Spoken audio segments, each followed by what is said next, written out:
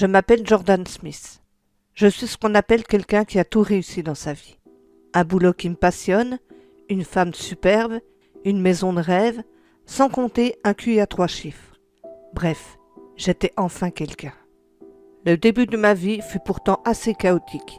Mes parents travaillaient sans cesse pour me promettre un avenir brillant. Ils avaient plutôt bien réussi, car plus tard, j'étais devenu l'homme le plus envié du monde. Mais étant plus jeune, j'ai fait des erreurs, comme tout le monde. Mais cela n'a pas duré. J'ai grandi, mûri et pris plus d'assurance. Mon père avait une ambition démesurée, un peu comme moi d'ailleurs. Mes parents bossent dans un grand groupe pharmaceutique, la Pharmacorp Industries. On y faisait des travaux comme de la modification d'ADN avec certaines espèces animales. C'est maintenant là que je travaille depuis maintenant quelques années. Certains de nos paléontologues avaient trouvé de l'ADN d'un reptile qui vivait à l'époque du Miocène. Quelle trouvaille pour nous! C'était de l'or en barre. Dans notre labo, nous possédions déjà l'ADN d'un crocodile de 9 mètres. C'était quelque chose. Vous savez, un peu comme dans Lake Placid. Vous voyez le genre? Les erreurs en moins, bien sûr. Nous avions dans l'espoir de combiner ces deux ADN pour permettre la fabrication d'un vaccin qui pourrait à l'avenir sauver pas mal de vies. J'allais enfin avoir un impact sur le monde. Nous nous sommes mis tout de suite au travail. La modification ADN déjà pratiquée sur le crocodile avait fait ses preuves. Il grandissait plus vite. Il était plus agressif et plus féroce aussi. Il développait une certaine intelligence qu'on ne comprenait pas encore. Nous aurions dû prendre ces facteurs en considération avant de le combiner à l'ADN de reptile du Miocène. Ça a duré pendant des mois. Maintenant, ce crocodile atteint 12 mètres. Notre laboratoire n'est plus assez grand et surtout moins sécurisé. Je ne sais pas comment on en est arrivé là. Notre ambition démesurée y est sûrement pour quelque chose. Nous avons donc pris la décision de le déplacer dans un endroit encore plus sécurisé que notre labo. Nous devions le transporter avec précaution sur un site qui appartient à la Pharmacorp Industries.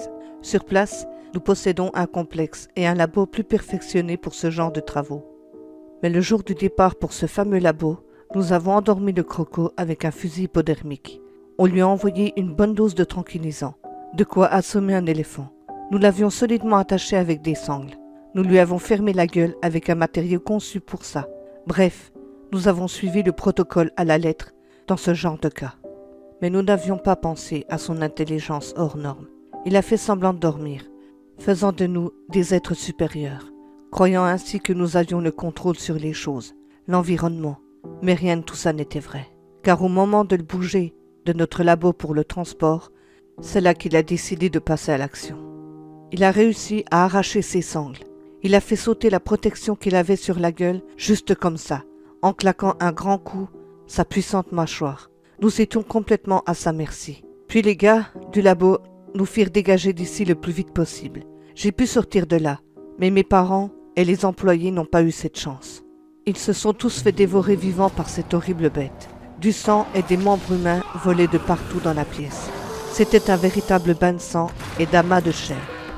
J'étais derrière la vitre, en train de contempler ce spectacle d'horreur qui se déroulait sous mes yeux. Des hurlements se faisaient entendre.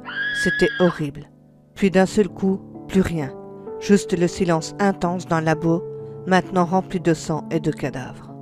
D'autres employés sont arrivés sur les lieux, constatant l'horrible carnage. Ils étaient tous armés pour le tuer. Plus question de fusil hypodermique cette fois. Il fallait le tuer et pour de bon. C'est d'ailleurs ce qu'ils ont fait. Je ne sais pas combien de coups ont été tirés avant d'abattre cette chose. Tout ce que je sais, c'est que ça a duré une éternité pour moi. Tout à coup, me voilà maintenant chez moi. Je ne sais même pas comment je suis rentré à mon appartement. J'étais encore sous le choc, mais malgré tout, encore conscient de ce que je faisais. Il me restait qu'une seule et unique option à présent. Je suis sur mon balcon, tout en haut d'une tour d'une 30aine de mètres, et tout à coup je me dis, pour un mec qui a un QI à 3 chiffres, j'ai dû rater un truc. Pourtant, il n'y a pas grand-chose que j'ai raté. J'avais été à 2 doigts d'avoir un impact sur le monde.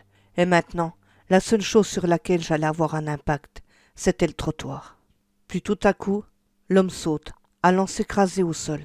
Le choc fut si violent qu'une fois arrivé en bas, le corps était méconnaissable, baignant dans une mare de sang. Il avait vu juste, point de vue de l'impact.